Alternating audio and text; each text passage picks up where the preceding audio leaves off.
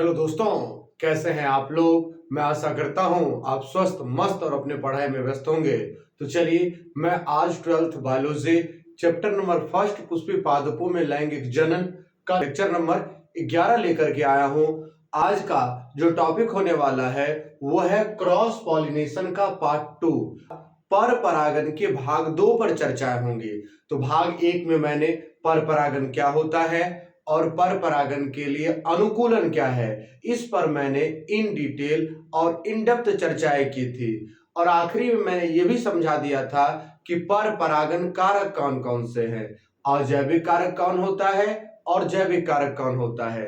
अजैविक कारक के बारे में मैंने डिस्कशन किया था जल और वायु के बारे में, और दूसरा जैविक कारक के बारे में मैंने डिस्कशन किया था कीट के बारे में, पक्षी के बारे में, चमगादड़ के बारे में, घोंघा के बारे में। ये सब जैविक कारक थे।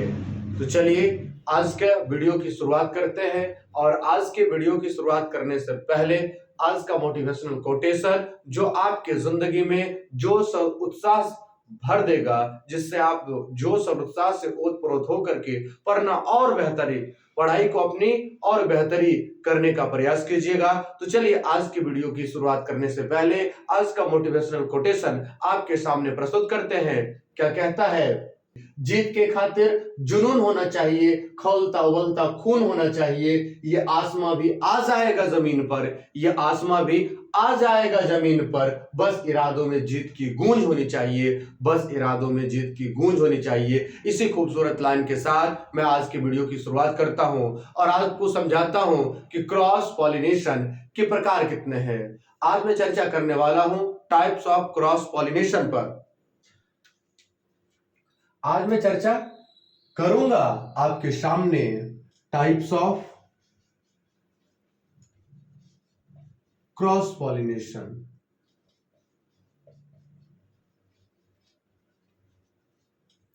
पर परागन के प्रकार।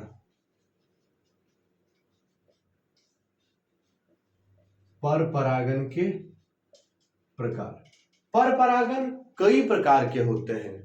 तो एक होता है जैविक कारक द्वारा, एक होता है अजैविक कारक द्वारा। तो मैं पहले आपको अजैविक कारक, जिसमें जान नहीं होता है, अर्थात निर्जीव कारकों के द्वारा जब एक पुष्प से दूसरे पुष्प तक परागकणों का स्थानांतरण अजैविक कारक जैसे वायु और जल द्वारा होता है, उसे कहते हैं अजैविक कारक द्वारा पर परागन। उसमें सबसे पहले जो मैं आपके सामने चर्चा करूंगा वो होने वाला है वायु परागन।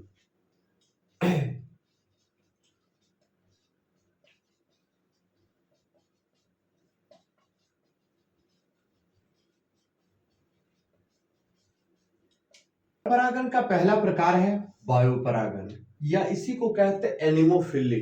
ये हिंदी में भी लिख करके पूछ लेगा कि एनिमोफिली का एग्जाम्पल क्या है, या एनिमोफिली में परागकण का स्थानांतरण किसके द्वारा होता है। एनिमोफिली में परागकण का स्थानांतरण किसके द्वारा होता है? तो जब किसी पुष्प के परागकोश से, जब किसी पुष्प के परागकोश से परागकणों का निकल करके उसके स्त्री केसर के वर्तिकाग्र पर वायु द्वारा स्थानांतरण होता है। जब परागकणों का स्थानांतरण वायु द्वारा परागकणों का स्थानांतरण होता है, वायु द्वारा परागकणों का स्थानांतरण होता है, तो उसे हम कहते हैं वायु परागन। तो उसे हम बाबू कहते हैं वायु परागन। ध्यान से सुनिएगा, फिर से सुनिएगा और समझने का प्रयास कीजिएगा। पर परागन की वैसी विधि जिसमें परागकोश से परागकण निकल करके स्त्री केसर के वर्तिकाग्र पर वायु द्वारा स्थानांतरित होते हैं, वायु द्वारा अस्थानांतरित होते हैं, तो उसे हम वायु परागन कहते हैं, उसे हम वायु परागन कहते हैं। एग्जाम्पल के लिए घास, बांस, मक्का, भांग, नारियल, खजूर। देखिए वायु द्वारा परागकण का स्थानांतरण किस किस में होता है? घास में, बांस में, मक्का में, भांग में, नारियल में, खजूर में, ये सभी पादप में परागकण परागकोश से निकल करके स्त्रीकेसर के वर्तिकाग्र पर वायु द्वारा स्थानांतरित होते हैं। वायु द्वारा स्थानांतरित होते हैं। वायु परागित पुष्प की विशेषता। वायु परागित पुष्प की विशेषता। वायु परागित पुष्प की विशेषता, सबसे पहला, ये रंगहीन होगा, अर्थात इसमें रंग नहीं मिलेगा। उसके अलावा ये गंधहीन होगा, इसमें किसी प्रकार का सुगंध भी नहीं होगा। तीसरा, पहला रंगहीन, दूसरा गंधहीन, और आखिरी में आकर्षण विहीन होता है। इसमें कोई आकर्षण भी देखने को नहीं मिलेगा, कोई आकर्षण भी देखने को नहीं मिलेगा। दूसरा, परागकण हल्के होते हैं, छोटे होते हैं, छोटे एवं परागकण हल्के होते हैं, छोटे होते हैं, शुष्क होते हैं। हल्के होते हैं, छोटे होते हैं एवं शुष्क होते हैं। शुष्क एवं चिकने होते हैं, शुष्क एवं चिकने होते हैं। तीसरा, परागकण हल्के, छोटे एवं शुष्क चिकने होते हैं। तीसरा बात, मकरंद का स्राव नहीं करते हैं। पुष्प मकरंद का स्राव नहीं करते हैं। पुष्प मकरंद का स्राव नहीं करते हैं पुष्प। अगला बात, कुछ जो पुष्प है उसके परागकोश से परागकण झटके से निकलते हैं। कुछ पुष्प के परागकोश से परागकण झटके के रूप में निकलते हैं, जिसे कहते हैं गन पाउडर क्रियाविधि, जिसे बोलते हैं गन पाउडर क्रियाविधि। गन पाउडर क्रियाविधि क्या होता है बाबू रे? तो बहुत सारे ऐसे पादप हैं जिसके परागकोश से परागकण झटके के रूप में बाहर निकलते हैं, झटके के रूप में बाहर निकलते हैं, झटके के रूप में बाहर निकलते हैं, जिसे गन पाउडर क्रियाविधि कहते हैं। झटके के रूप में बाहर निकलते हैं, जिसे हम गन पाउडर क्रियाविधि कहते हैं। आशा करते हैं यहां तक भी समझ आ गया हो। और पांचवा विशेषता याद रखिएगा, और बहुत आसान बात है। इस पुष्प के खिलने में रात या दिन का महत्व नहीं होता है। रात या दिन का महत्व नहीं होता है। खिलने में रात या दिन का महत्व नहीं होता है। ये जो पुष्प आपके सामने खिलेगा, ये रात में खिले या दिन में खिले, कोई प्रभाव नहीं पड़ता है, कोई प्रभाव नहीं पड़ता है। आखिरी, वर्तिकाग्र प्रायः बड़ी एवं फेदर्ड होती है, पिच्छाकार होती है। वर्तिकाग्र प्रायः बड़ी एवं पिच्छाकार होती है। वर्तिकाग्र प्रायः बड़ी एवं पिच्छाकार होती है। तो फिर से सुनिए, वायु परागन क्या है? तो जब फिर से सुनिए, वायु परागन क्या है? पर परागन की वैसी विधि जिसमें उससे परागकण निकल करके स्त्रीकेसर के वर्तिकाग्र पर वायु द्वारा स्थानांतरित होते हैं, उसे वायु परागन कहते हैं। वायु परागन की पुष्प के एग्जाम्पल कौन कौन है? घास, बांस, मक्का, भांग, नारियल, खजूर आदि। ये सब में वायु द्वारा परागकणों का स्थानांतरण परागकोश से स्त्रीकेसर के वर्तिकाग्र पर होता है। तो वायु परागित पुष्प की कुछ ना कुछ विशेषताएं होती है। तो वायु परागित पुष्प की विशेषता बता देते हैं। ये रंगहीन होता है, गंधहीन होता है, आकर्षण विहीन होता है। ना इसमें रंग पाया जाता है, ना कोई सुगंध पाया जाता है, ना अट्रैक्शन वाला कोई गुण पाया जाता है। परागकण हल्के, छोटे एवं शुष्क होते हैं। परागकण हल्का होगा, छोटा होगा, शुष्क होगा, चिकना होगा। मकरंद पुष्प स्रावित नहीं करता है, मकरंद का स्राव नहीं होता है। कुछ पुष्प के परागकोश से परागकण तेजी से फट करके बाहर निकलते हैं, जिसे गन पाउडर क्रियाविधि कहते हैं। इस पुष्प के खिलने में रात या दिन का कोई महत्व नहीं होता है। वायुपरागित पुष्प के खिलने में रात या दिन का कोई महत्व नहीं होता है। वर्तिकाग्र प्रायः बड़ी होती है और पिच्छाकार होती है। वर्तिकाग्र प्रायः बड़ी होती है और पिच्छाकार होती है। तो ये था वायु परागन। वायु परागन के बाद दूसरा जो प्रकार है अजैव कारक द्वारा, दूसरा प्रकार उसे बोलते हैं जल परागन। जल परागन, हाइड्रोफिली। हाइड्रोफिली, जल परागन को हाइड्रोफिली कहते हैं। तो परपरागन की वैसी विधि जिसमें परागकणों का स्थानांतरण परागकोश से निकल करके स्त्री केसर के वर्तिकाग्र पर जल द्वारा होता है, या जलीय माध्यम पर निर्भर होता है। जल होगा या जलीय माध्यम होगा तो उसे हम कहते हैं जल परागन, उसे हम कहते हैं जल परागन। तो इसका एग्जाम्पल क्या होगा? जोस्टेरा, सिरेटोफिलम,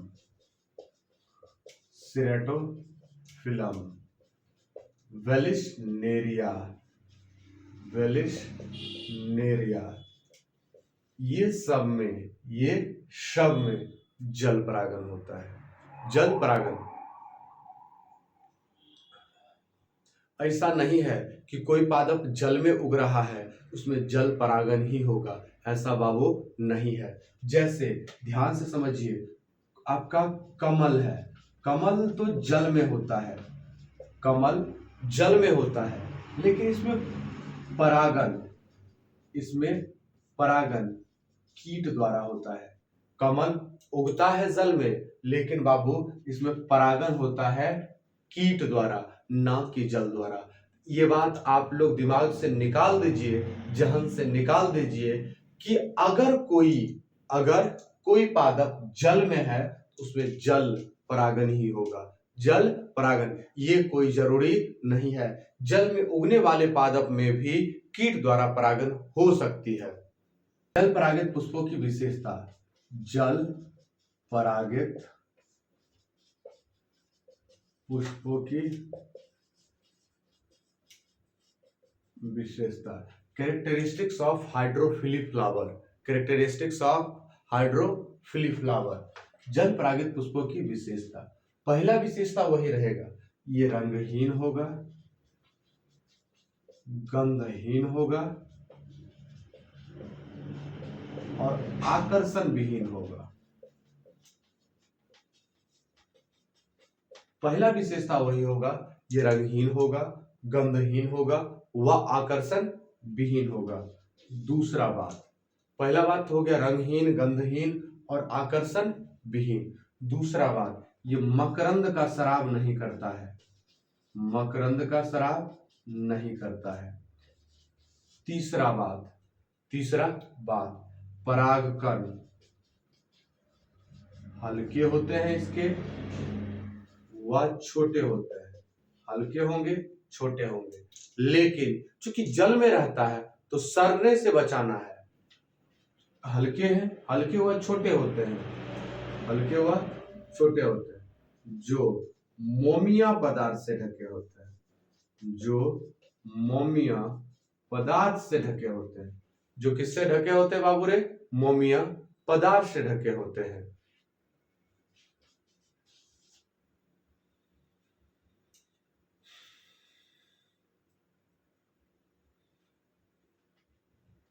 इसकी वर्तिकाग्र लंबी, रोमयुक्त एवं चिपकी हुई होती है। वर्तिकाग्र लंबी होती है, रोम युक्त होती है एवं चिपकी हुई होती है। वर्तिकाग्र लंबी होती है, रोम युक्त होती है एवं चिपकी हुई होती है। तो इसका बाह्यदल पुंज, बाह्यदल पुंज, दल पुंज, बाह्यदल पुंज, दल पुंज और अन्य पुष्पीय भाग, अन्य पुष्पीय भाग अनाद्र होते हैं।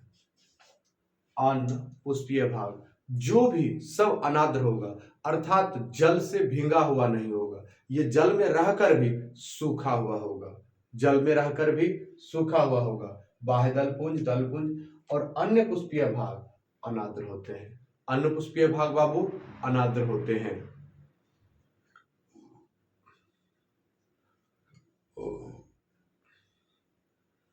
तो जल परागन क्या था? तो पर परागन की वैसी विधि जिसमें परागकणों का स्थानांतरण परागकोश से स्त्री केसर के वर्तिकाग्र पर जल या जलीय माध्यम द्वारा होता है, तो उसे हम जल परागन कहते हैं। जल परागित पुष्पों की विशेषता, तो ये रंगहीन, गंधहीन व आकर्षण विहीन होते हैं। ये मकरंद का स्राव नहीं करते हैं। परागकण हल्के व छोटे होते हैं और मोमिया पदार्थ से ढके होते हैं। वर्तिकाग्र लंबी रोमयुक्त एवं चिकनी होती है। वर्तिकाग्र लंबी, रोमयुक्त एवं चिपकी हुई होती है और अनाद्र होती है। बाह्य दलपुंज, दलपुंज एवं अन्य पुष्पीय भाग अनाद्र होते हैं और इसके जो भी नर भाग हैं वो अवृंती होगा और जलमग्न होगा, और मादा भाग वृंत वाले होंगे और जल के ऊपर होंगे, जल के ऊपर होंगे अर्थात जलमग्न नहीं होंगे। परागन दो प्रकार के होते हैं, एक होते अधोजल परागन, एक होते अधिजल परागन। सवाल उठता है अधोजल परागन किसे कहेंगे और अधिजल परागन। मान लीजिए ये जल है और जल में कोई पादप है, जल में कोई पादप है, जल में कोई एक्स पादप है, मान लीजिए जल में कोई एक्स पादप है। ये परागकण बना इसमें और ये परागकण जल के भीतर आ गई, तो वैसा जल परागन जिसमें पराग कणों का स्थानांतरण जल के भीतर होता है, जल के भीतर होता है। जब जब जल के भीतर होगा पराग कणों का स्थानांतरण, उसे बोलेंगे अधोजल परागन। वैसा पर परागन जिसमें पराग कणों का स्थानांतरण जल के भीतर होता है, पराग कणों का स्थानांतरण जल के भीतर होता है, उसे हम कहते हैं अधोजल परागन। जैसे जोस्टेरा, सिरेटोफिलम,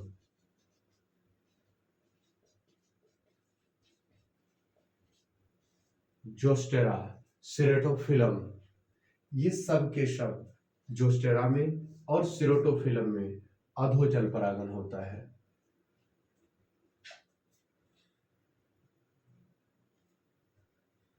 जोस्टेरा में और सिरेटोफिलम में अधोजल परागन होता है। क्या होता है बाबू रे?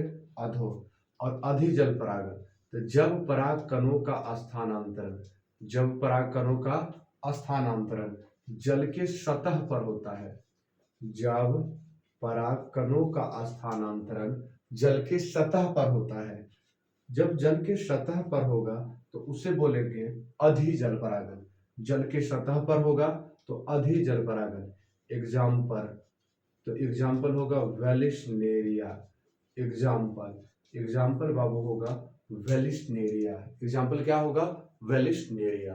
तो ये था जल परागन, उसके और जल परागित पुष्पों की विशेषता और जल परागन के प्रकार, अधोजल परागन और अधिजल परागन। अधोजल परागन और अधिजल परागन। बाबू आपका अगला प्रकार है बाबू आपका कीट परागन। कीट परागन किसे कहते हैं?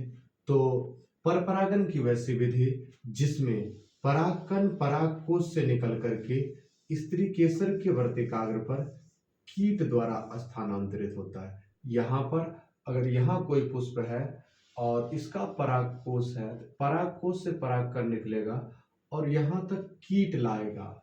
जब कीट लाएगा तो उसे कहेंगे कीट परागन।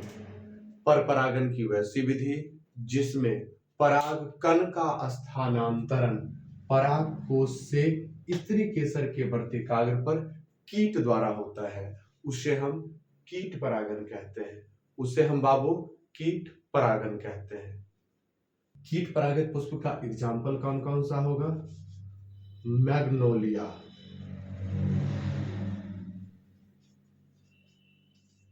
इसका एग्जाम्पल होगा मैग्नोलिया। लार्कस्पर, दूसरा एग्जाम्पल होगा लार्कस्पर। रेफ्लेसिया,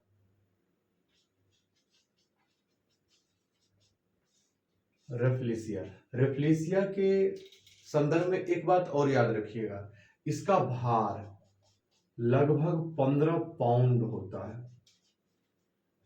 भार लगभग 15 पाउंड होता है और इससे सरे मांस की गंध आती है।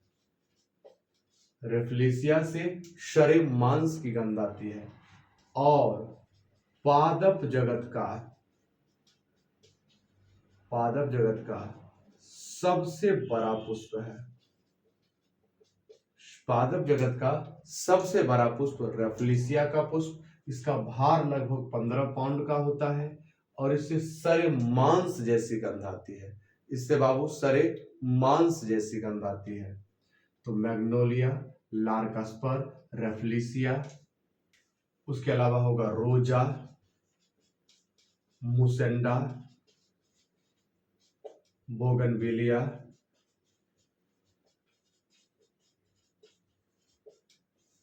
ये सब में कीट परागन होता है। ये सब में कीट परागन होता है। कीट परागित पुष्प की विशेषता, कीट परागित पुष्प की विशेषता, सबसे पहला, पुष्प आकर्षक रंगों के बने होते हैं। पुष्प आकर्षक रंगों के बने होते हैं। दूसरा, ये मकरंद का स्राव करते हैं। ये मकरंद का स्राव करते हैं। परिदल विशेष रंग के बने होते हैं। विशेष रंग के बने होते हैं। परिदल विशेष रंग के बने होते हैं। चौथा बात, ये विशेष प्रकार की गंध उत्पन्न करते हैं, अर्थात विशेष गंध, अर्थात ये सुगंधित होते हैं। अर्थात ये सुगंधित होते हैं। तो इसका परागकण खुरदरा होता है एवं चिपचिपा होता है। इसका परागकण खुरदरा एवं चिपचिपा होता है। इसके परागकण खुरदरा एवं चिपचिपा होता है। इसके वर्तिकाग्र भी रोमिया होती है, रोमिया एवं चिपचिपी होती है। इसकी वर्तिकाग्र भी रोमिया एवं चिपचिपी होती है। रात में खिलने वाले पुष्प, रात में खिलने वाले पुष्प, रात में खिलने वाले पुष्प के दल प्रायः सफेद होते हैं।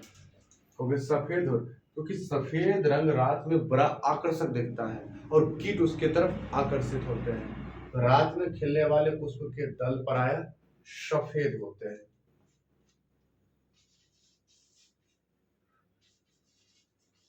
कुछ परागकण खाने योग्य होते हैं। कुछ परागकण खाने योग्य होती है।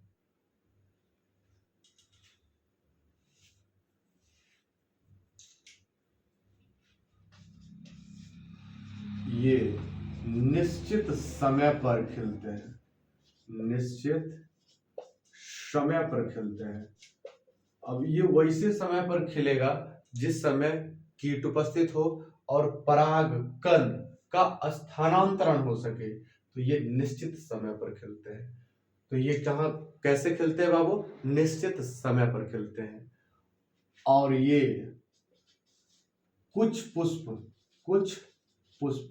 विशिष्ट गंध उत्पन्न करते हैं। कुछ पुष्प विशिष्ट गंध उत्पन्न करते हैं। तो कुछ पुष्प विशिष्ट गंध उत्पन्न करते हैं। अभी मैंने क्या बताया? कीट परागन। तो पर परागन की वैसी विधि जिसमें परागकोश से परागकण निकल करके स्त्री केसर के वर्तिकाग्र पर कीट द्वारा स्थानांतरित होते हैं, तो उसे हम कीट परागन कहते हैं।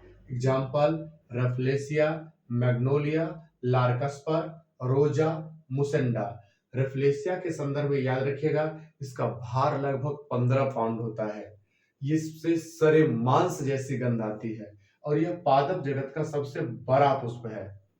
रेफलेसिया पादप जगत का सबसे बड़ा पुष्प है।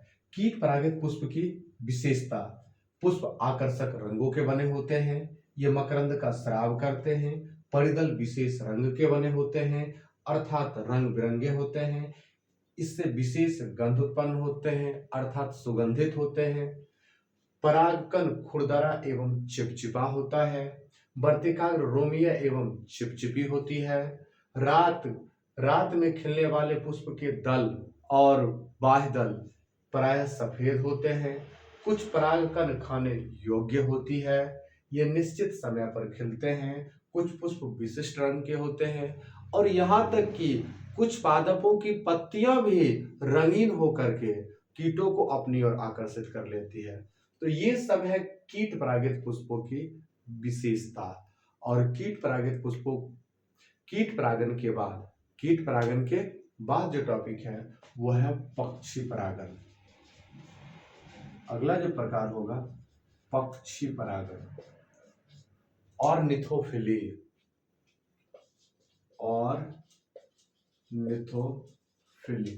अब इतना डिटेल में नहीं पढ़ना है। अब इसे क्या कहते हैं? ऑर्निथोफिली। सवाल उठता है पक्षी परागन किसे कहते हैं? तो पर परागन की वैसी विधि जिसमें पराग कणों का स्थानांतरण परागकोश से स्त्री केसर के वर्तिकाग्र पर पक्षी द्वारा, अर्थात इसमें जैविक कारक पक्षी होगा, पक्षी द्वारा पराग कणों का स्थानांतरण पक्षी द्वारा पराग कणों का स्थानांतरण पक्षी परागन कहलाता है। पक्षी द्वारा पराग कणों का स्थानांतरण पक्षी परागन कहलाता है। और इसका एग्जाम्पल जान लीजिए, बिग्नोनिया कैप्रियोलाटा, इसका एग्जाम्पल होता है बिग्नोनिया कैप्रियोलाटा। पक्षी परागन के बाद है आपका चमगादड़ परागन।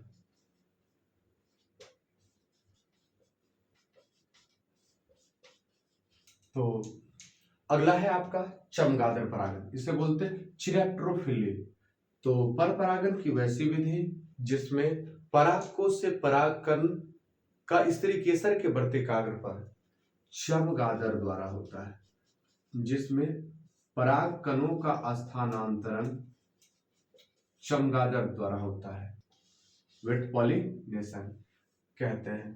तो चमगादड़ परागन पर परागन की वैसी विधि जिसमें पराग कणों का स्थानांतरण परागकोश से वर्तिकाग्र पर चमगादड़ द्वारा होता है, तो उसे हम चमगादड़ परागन कहते हैं। तो एग्जाम्पल हो जाएगा कदम्ब, मोहिनिया,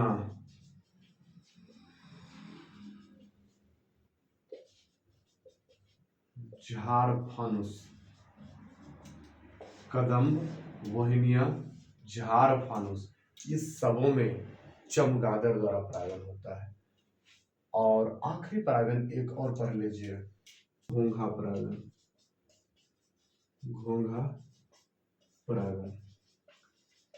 मेलकोफिले।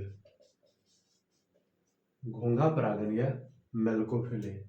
तो पर परागन की वैसी विधि जिसमें पराग कणों का स्थानांतरण घोंघा द्वारा होता है। पराग कणों का स्थानांतरण घोंघा द्वारा होता है। जब परागकण एक जगह से दूसरे जगह घोंघा द्वारा जाते हैं तो उसे हम घोंघा परागन कहते हैं। तो उसे हम बाबू घोंघा परागन कहते हैं। तो घोंघा परागन का आप जान लीजिए, क्राय सेंथिमम, लमना, एरिसिमा, इन सबों में घोंघा द्वारा परागन होता है। तो बाबू इन सबों में घोंघा द्वारा परागन होता है। मैंने आज पर परागन के प्रकार को पूरे पढ़ाने का प्रयास किया है। मैंने पूरा इन डिटेल और इन डेप्थ पढ़ाई है। अगर आपको वीडियो समझ आ रही है, वीडियो में मजा आ रहा है, अगर आपको कुछ सीखने को मिल रहा है, तो सबसे पहले वीडियो को लाइक कीजिए, चैनल को सब्सक्राइब कीजिए, जिससे आप तक जब भी हम वीडियो डालें तो सबसे पहले आप तक पहुंचे। तो अगर आपको पसंद आता तो सबसे पहले लाइक कीजिए, चैनल को सब्सक्राइब कीजिए। मिलते हैं हम आपसे अगले वीडियो में। तब तक के लिए हंसते रहिए, मुस्कुराते रहिए और पढ़ते रहिए बायोलॉजी महाराज सर के साथ।